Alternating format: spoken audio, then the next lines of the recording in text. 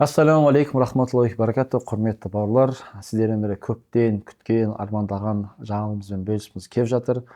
Естеріңізде болса, біз қасиетті Мәдина қаласына барып, пайғамбарымыз Мұхаммед саллаллаху алейхи уассаламның қасиетті шарапаттары, аяқтары тиген қасиетті Мәдина қаласынан, тарихтың қойнауынан пайғамбарымыз Мұхаммед саллаллаху алейхи уассаламға қандай да бір қатысы болған оқиғалар мен жайттарды бейне таспаға түсіруге әрекет еткен болатынбыз. Алла субхана тағала сол ниетімізге, ойымызға өз берекесін беріп, мақсат бауырымыз екеуміз қасиетті Мәдина қаласындағы Алла елшісінің өмірінде болған жайттарды шамамыз жеткенше таспаға түсіріп қайтқан болатынбыз. Енді сол таспаларды, құрметті бауырлар, сіздермен бірге алдағы уақытта бөлісетін үлкен ниетіміз бар. Бұл шараны біз ұзақ уақыт күттік. Енді Алла тағаланың қалауымен осы сәтке келіп отыр. Пайғамбарымыз Мұхаммед саллаллаху алейхи уассаламды бұрыннан да артық танығыңыз келсе, бізбен бірге болыңыздар. Біз сіздерді пайғамбарымыз саллаллаху алейхи уассаламның өмірінде орын алған маңызды жайттармен таныстыратын боламыз.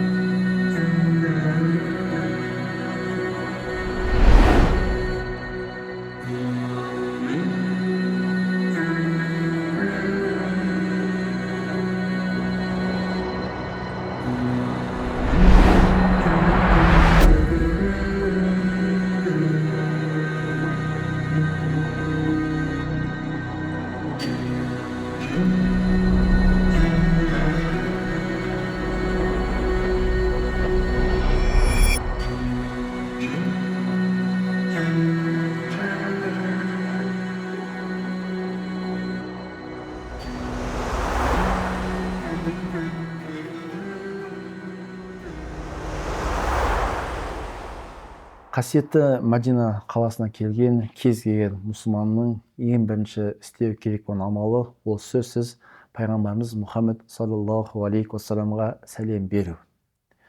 Өйткені пайғамбарымыз саллаллаху алейхи уассалам қасиетті хадистердің бірінде кімде-кім мен дүниеден қайтқаннан кейін маған келіп сәлем беретін болса, тірі кезінде сәлем бергенмен тең дейді.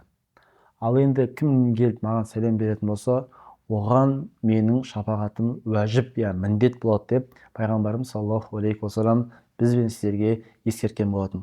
Сол себепті Мәдина қаласына келгеннен кейін өздерінің заттарымызды қонақ үйге бөлмемізге реттеп қойған соң, біздің ең алғашқы ісіміз ол пайғамбарымыз Мұхаммед саллаллаху алейхи уассаламға сәлем беру. Бұл өте маңызды іс.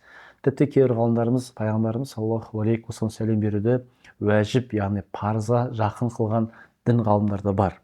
Кейбір ғалымдарымыз арнайы пайғамбарымыз саллаллаху алейхи уассаламға сәлем беруге сапар шегу, қаражат жұмсау, ұзақ уақыт жұмсаудың өзін құлшылық ретінде қарастырған. Пайғамбарымыз саллаллаху алейхи уассалам бір хадисінде мұсылмандарға 3 жерге арнайы құлшылық ниетінде сапар шегуге болады деген. Ол сөзсіз Мекке қаласындағы Әл-Харам мешітіне, Мәдина қаласында пайғамбарымыз саллаллаху алейхи уассалам мешіті және Құдыста орналасқан Әл-Ақса мешітіне арнайлап сапар шегетін болса, құрметті бауырлар, сол сапарымыз өзі Құдайға жақындататын үлкен амал болып табылады. Пайғамбарымыз саллаллаху алейхи уассалам мешітіне барып, сіздер намаз оқитын болсаңыздар, пайғамбарымыз мешітіндегі әр намаз, құрметті бауырлар, басқа жаққа қарағанда 1000 есе сауабы артық болады. Сол себепті Мәдина қаласына барып, намазымызды көбейтіп, және пайғамбарымыз Мұхаммед саллаллаху алейхи уассалам сәлем беретін болсақ, шариғатымызда бұл құпталған оң амал болып табылады. Сол себепті бауырлар, баршаңызды Мадина қаласына барған кезде осы бір изгі амалды ұмытпай атқарсаңыздар деген ізгі ниетіміз бар. Және біздің де Мадина қаласына барғаннан кейінгі алғашқы істеген амалымыз да осы болды. Ассалаумағалейкум рахматуллахи баракатух, құрметті балалар. Дәл қазір біз пайғамбарымыз саллаллаху алейхи вассалам беруге бара жатырмыз. Мадина қаласына келген кез келген мұсылманға өте маңызды амалдардың бірі. Себебі пайғамбарымыздың хадисін былай айтады: кім мен дүниеден қайтқан соң келіп маған сәлем беретін болса, ол көзі тірісінде сәлем бергенмен тең дейді. Сол үшін өте маңызды нәрсе. Ал кім деген пайғамбар сәлем беретін болса, оған Алла ертең шашылып беретін болады.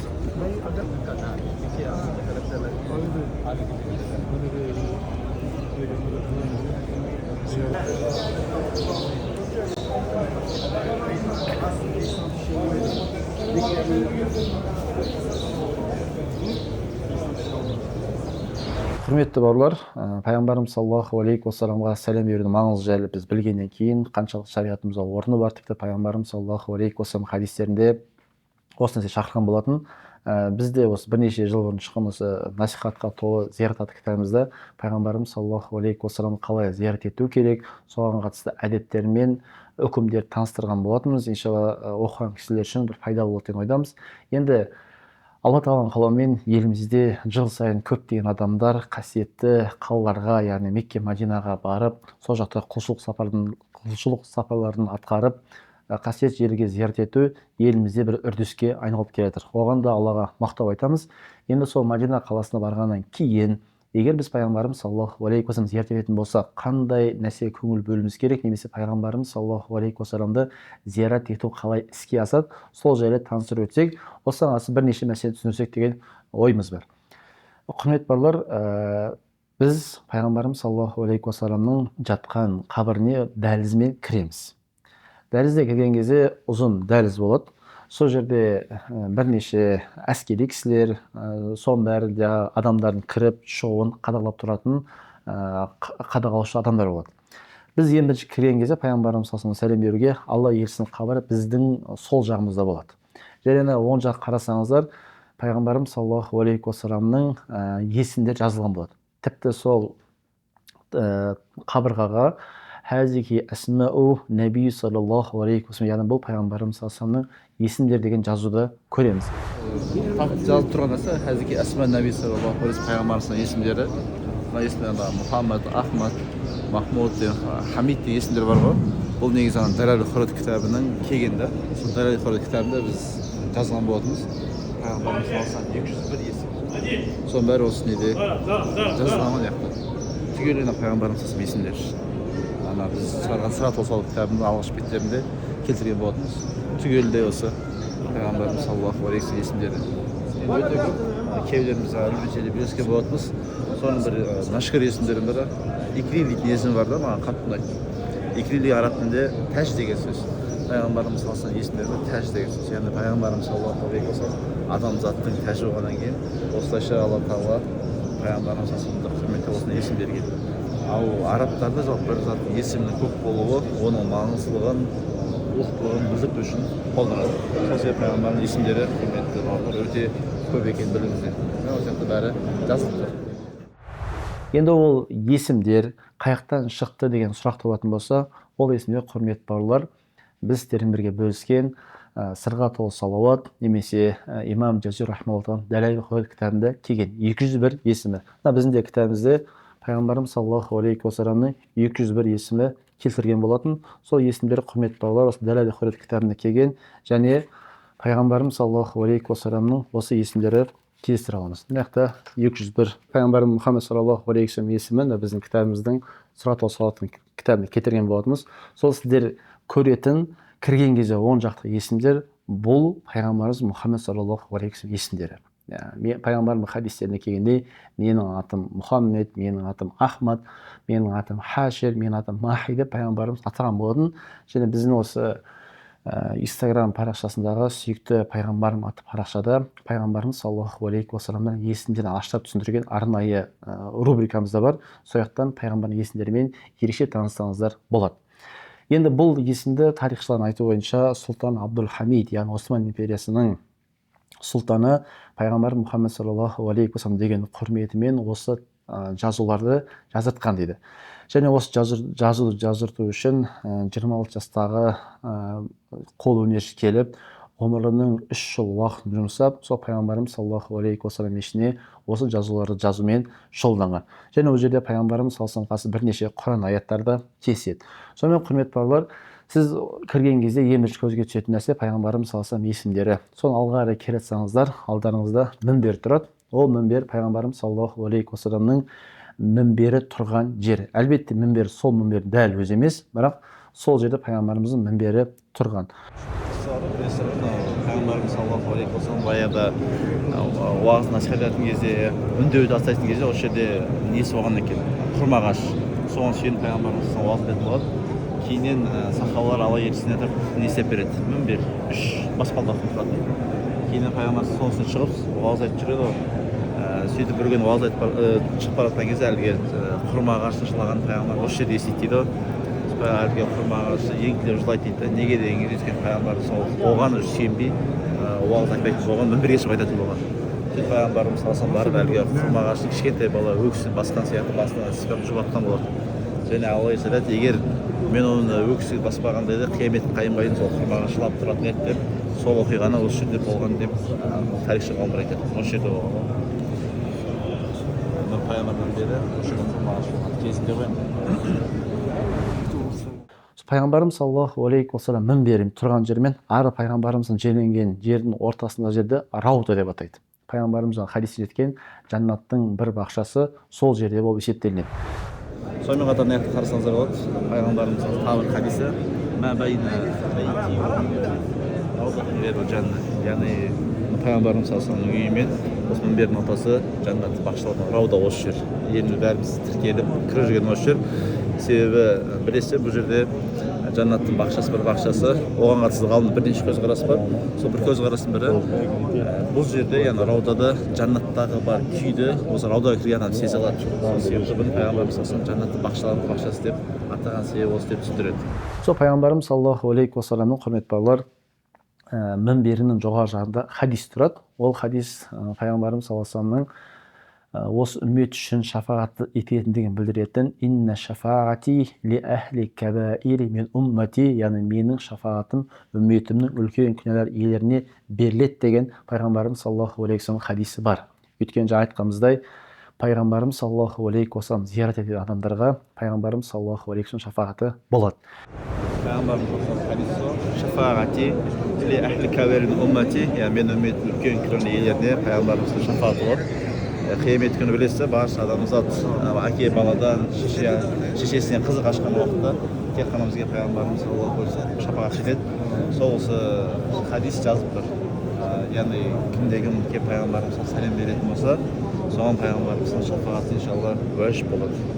Ал сол ертең қиын болған уақытта тек қана бізге алла елшісі ғана шапағат ететін болады. Және ол жерде тағы бір хадис келеді. Пайғамбарымыз саллаллаху алейхи уассалам Мадина қаласының артықшылығын баяндаған. Мадина қаласы ол жыланның өз ініне қайтатын жері, яғни жылан күндіз шығып, қайтадан өз ініне қайтатын болса, тура сол сияқты ислам дін ол Мадинаға қайтатындығын пайғамбарымыз саллаллаху алейхи уассалам хадисіне баяндап, Мадина қаласының артықшылығын айтқан болатын. Және осы хадисті де сіздер сол жерден құрметті бауырлар көре аласыздар. Мынау пайғамбарымыз хадисі айтады, иннал имана деген, яғни иман қайтадан Мадинаға қайтады. Қалайша жылан өзіне қайтқан сияқты иман қайтадан Мадинаға қайтады деген пайғамбарымыздың хадисі.